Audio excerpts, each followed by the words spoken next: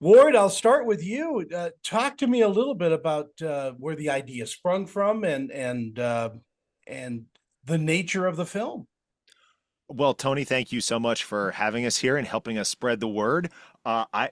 I was sitting here in my house in Glendale, which we just moved in, and we knocked out a wall, and we just kind of had made it our own, and it's our first home. And we got a couple of kids, and I had some puppets that I'd ordered off Etsy like a couple years ago just to mess around with the kids and make some little YouTube videos maybe. And it was like a lightning bolt moment. Like there was just a download that came from another galaxy that said, this, you have all the elements you need. You have the location. You need to upgrade on the puppets. You need to get some animatronics involved, but that's it. And you're gonna have everything you need because you have the best friends and best actors a guy could ask for. So pretty quickly put things into motion after that. Well, it isn't easy doing an independent film. I mean, it sounds like it kind of all fell into place, but I'm sure uh, that you had some hair pulling moments. I mean, Tony, Tony. I mean, it was a brutal month. Like because of Sam and Travis and Mike and everybody else involved being so fun and cool and easygoing, it really offset my insanity. And I guess that's part of the reason we make a good team. I'll provide the script in the house, you guys provide sanity, and we'll get through this. And that's what happened. But Sam can speak to hopefully a more pleasant experience on set than what I was going through. One of the wonderful things about this that, wonderful is we was shot in Ward's house, great location, Glendale. It was also an incredible heat wave.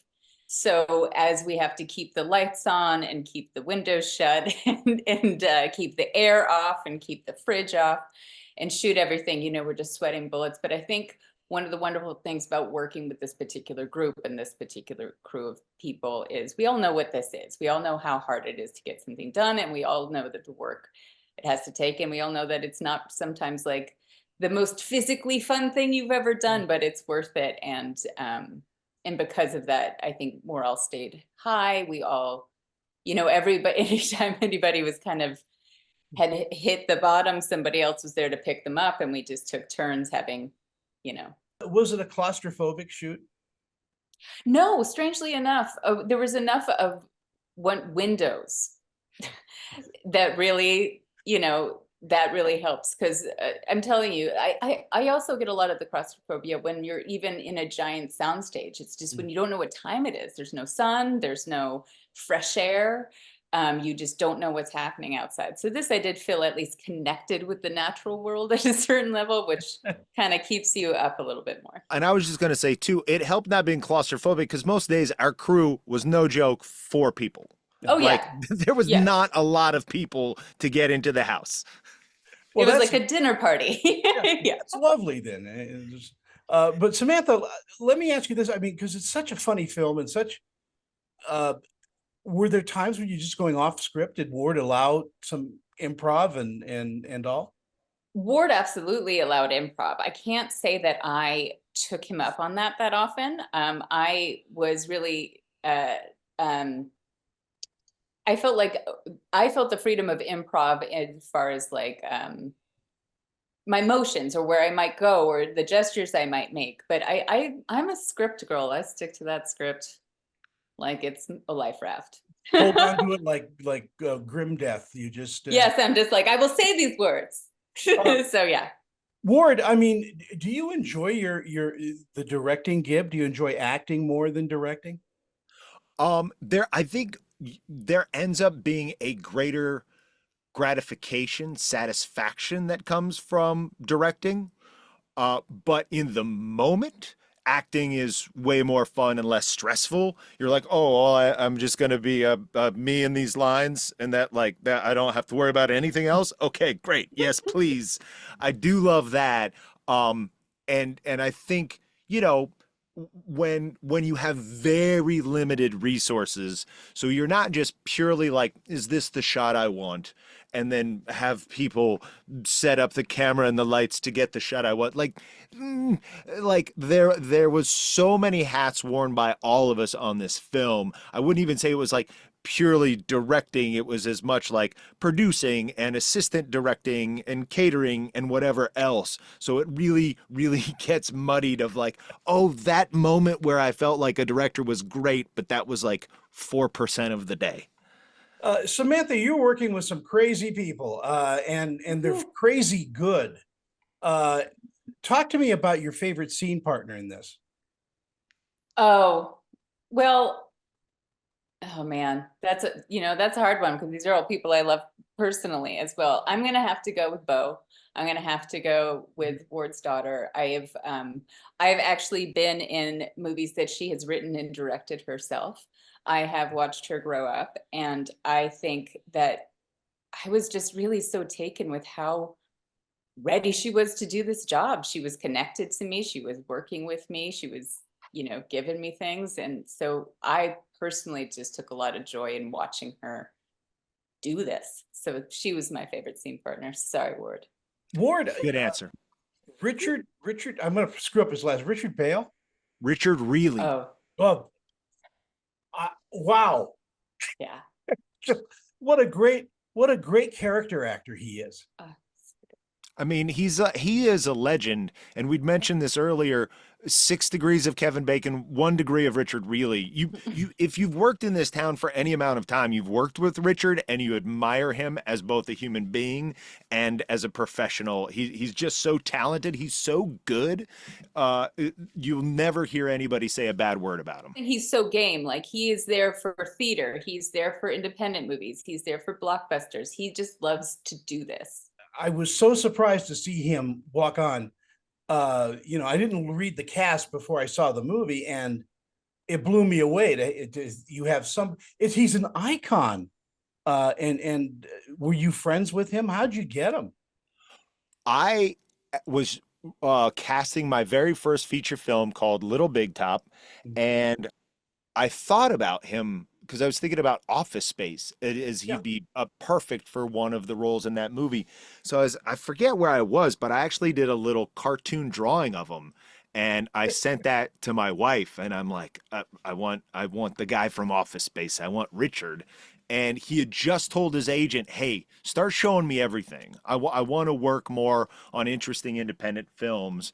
And he said yes to that. And we went back and we had an amazing experience back in my small hometown of Peru, Indiana, where again, he's like so ubiquitous in pop culture that so many people from my small hometown, they thought he was a local. They thought he was from Peru, Indiana, because they just knew his face, but they couldn't figure out like where he worked. It's such a funny role too. Samantha, talk to me a little bit about what you think audiences are going to take away when they discover Invaders from Proxima B. Well, one of my things that I've told my friends, when I talk to them is that I'm like, have your kids watch it, and it's so rare that I personally get to say that because I work a lot in the horror genre. But I think that it's something that we did a screening months back, and I was really so caught off guard and taken with the younger people's reaction to it. So I think that for me, I'm like, if you can watch it with someone younger and really kind of see it through their eyes and enjoy like the imagination of it and the belief of it. So and I truly believe that films like this, they really do need to be seen. In the past, people have tried to do comedy, science fiction films and with a family kind of feel, and they never quite get it. I mean, the most horrible film I think I've ever seen was Mac and Me, which you walk into these things and you go, oh, is this gonna? And this is so funny. I mean, it is so endearing. As I said, Ward, you did such a great job in the use of your camera. By the way, I got to mention the score on this is great. Yes. Joe is incredible. Joe had done our buddy Travis. Travis shot this film. Joe did the score to his film, Little Graves, and it was so different. It couldn't have been more different from this. But Daniel Raphael, who was in charge of sound, post sound on this movie, was like, "You should give Joe a shot for this one too." I was like, "Really?" Because I loved what he did for Travis's movie, but for this, and every time he sent me a new cue, I was blown away.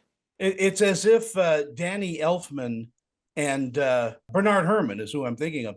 It's Great. just really good. And are you going to release the album? Are you going to release the music? Yes, I've got to check in with Joe. He's leading the charge on that. We got some of like this artwork here done up for the score itself. So I'm not sure exactly when that will be out, but he's working on it. So it should be out relatively soon. Samantha, what's your next gig? I mean, you are so busy in doing horror films, and are you going to kind of maybe do more comedy? You're very I would. good at comedy. Oh, thank you so much. I mean, that really, thank you.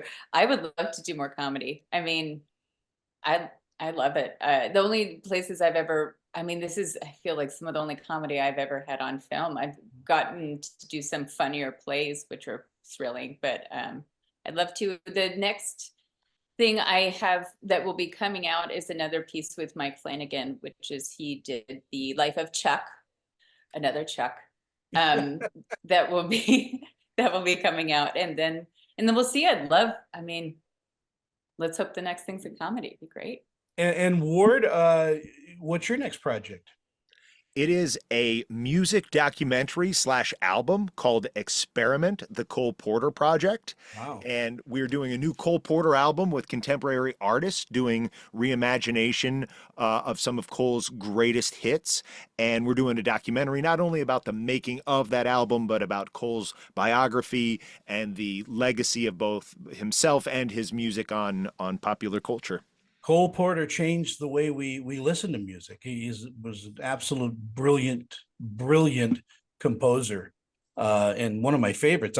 I get no kick from champagne. That's you know, talking about drugs in that. You know, I might have to interview you for the doc, Tony. No, I'm just. But if you got a role as a bartender, I'm a perfect bartender. Nice. But you got Richard, so he. It's such a pleasure to talk to you and meet you and get to know you a little bit.